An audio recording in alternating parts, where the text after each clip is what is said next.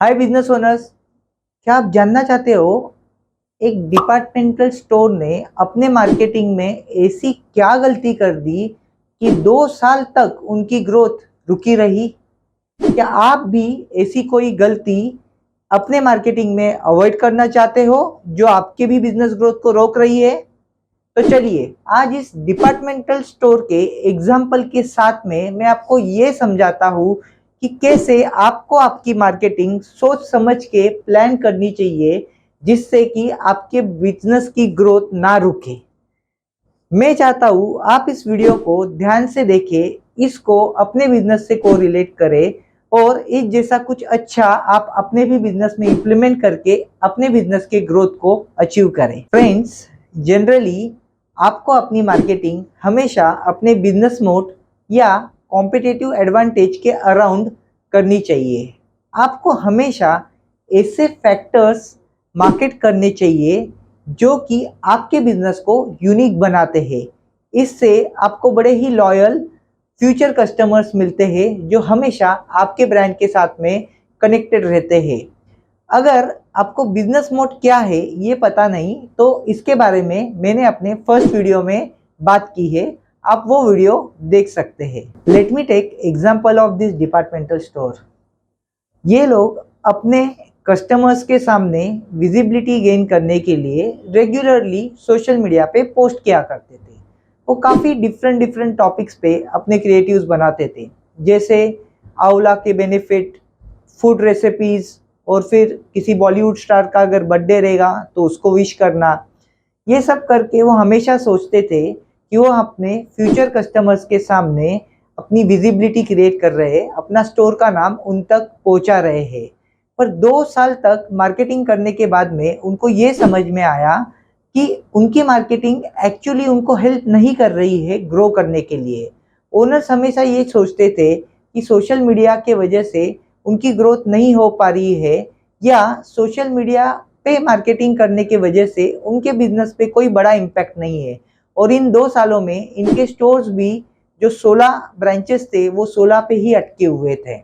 At this point of time जब हमने इनके ओनर्स से इंटरेक्ट किया तो हमें ये पता चला कि ये लोग अपने बिजनेस को बड़े अच्छी तरीके से जानते थे। सेम एरिया में बड़े बड़े डिपार्टमेंटल स्टोर होने के बावजूद इनका स्टोर बहुत अच्छा कर रहा था और इन्होंने अपने 16 ब्रांचेस तक खोल लिए थे।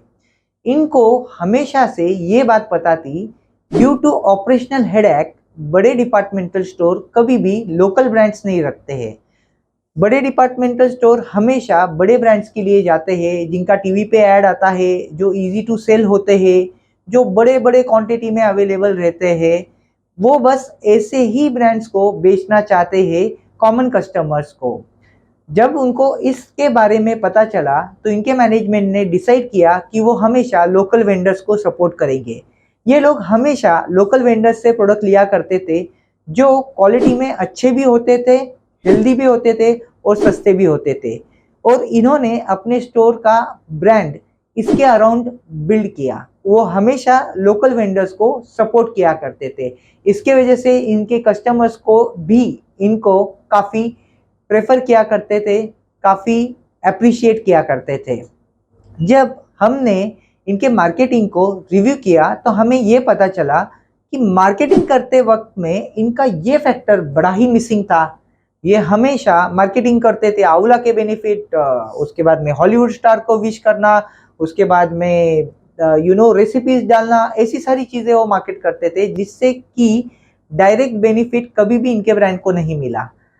दैट वॉज द रीजन इनकी ब्रांड 16 स्टोर्स पे अटकी हुई थी। फिर और थोड़ा एनालाइज करके हमने इनको ये एडवाइस किया कि इनको उनके लोकल वेंडर्स के पास में जाना चाहिए, उनके सेटअप पे जाना चाहिए और उनकी प्रोडक्शन प्रोसेस, उन लोकल वेंडर्स की पैकिंग प्रोसेस, उन लोकल वेंडर्स के जो कस्टमर्स है उनके टेस्टिमोनियल इन वेंडर्स के प्रोडक्ट के लिए, ऐसे सारे फैक्टर अपने यानी डिपार्टमेंटल स्टोर के सोशल मीडिया पेजेस पे प्रमोट करने चाहिए।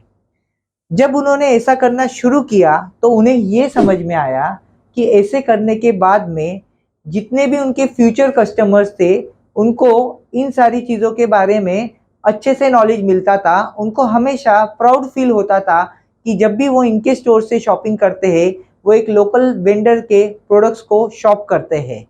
इसका एक और इम्पैक्ट ये भी हुआ कि काफ़ी लोकल वेंडर इस विजिबिलिटी को देखने के बाद अपने प्रोडक्ट्स लेके इन डिपार्टमेंटल स्टोर पे आने लग गए अपने प्रोडक्ट्स इनके स्टोर में बेचने के लिए। प्लस जब भी कोई नया वीडियो इन लोकल वेंडर्स का आता था तो ये वेंडर्स हमेशा ये सारे वीडियोस, ये सारे पोस्ट अपने सारे कस्टमर्स में प्रमोट किया करते थे, शेयर किया करते थे, जिसका डायरेक्ट बेनिफिट इस डिपार्टमेंटल स्टोर के ब्रांड को मिलना शुरू हो गया। फ्रेंड्स, आज के इस वीडियो से हमने क्या सीखा अभी मैं उसको समराइज करूँगा। उससे पहले मैं आपको रिक्वेस्ट करना चाहूँगा कि आपको भी अगर कोई बिजनेस क्वेरी है तो हमने डिस्क्रिप्शन में लिंक दिया है, आप उसको क्लिक करके अपनी क्वेरी हमें भेज सकते हैं। अभी मैं आपको ये बताना चाहता हूँ कि आज के वीडियो से हमें ये पता चला कि सोशल मीडिया पे कुछ भी पोस्ट करने से मार्केटिंग नहीं होती, उल्टी उससे डीमार्केटिंग होती है। और जब डीमार्केटिंग होती है तो आपके आने वाले हर फ्यूचर कस्टमर आपको गलत समझते हैं, गलत तरीके से जानते हैं। आपकी ब्रांड की जो कोर कॉम्पिटेंसी है वो उनको कभी पता ही नहीं चलती। इसलिए हमेशा आपने मार्केटिंग करते वक्त प्रॉपर और ड्यू एनालिसिस करना ज़रूरी है। सेकेंडली, मैं आपको ये एडवाइस करना चाहूँगा कि अपने बिजनेस की मार्केटिंग करते वक्त अपने वेंडर्स की मार्केटिंग को आप उसी का एक हिस्सा बनाइए, क्योंकि ऐसा करने से आपके वेंडर्स आपके पोस्ट को हमेशा शेयर करेंगे और दूसरे लोगों तक पहुंचाएंगे जो अदरवाइज आपके मार्केटिंग के प्रीव्यू में नहीं भी रह सकते हैं। तो इसका फ़ायदा उनको भी मिलेगा और आपको भी मिलेगा। थर्डली, मैं आपको ये बोलना चाहता हूँ कि थोड़ा वक्त देके आपको आपका कॉम्पिटिटिव एडवांटेज या बिजनेस मोड अंडरस्टैंड करना चाहिए और उसी के बाद में ही आपको अपना मार्केटिंग शुरू करनी चाहिए। इससे आपकी ब्रांड हमेशा करेक्टली रिप्रेजेंट होगी हर सोशल मीडिया प्लेटफॉर्म पे। अपने नेक्स्ट वीडियोस में मैं बात करने वाला हूँ कैसे 2000 लीड जनरेट करने के बाद 200 क्लाइंट विजिट होने के बाद भी सिर्फ 10 पेशेंट्स ने हेयर ट्रांसप्लांट ट्रीटमेंट लिया।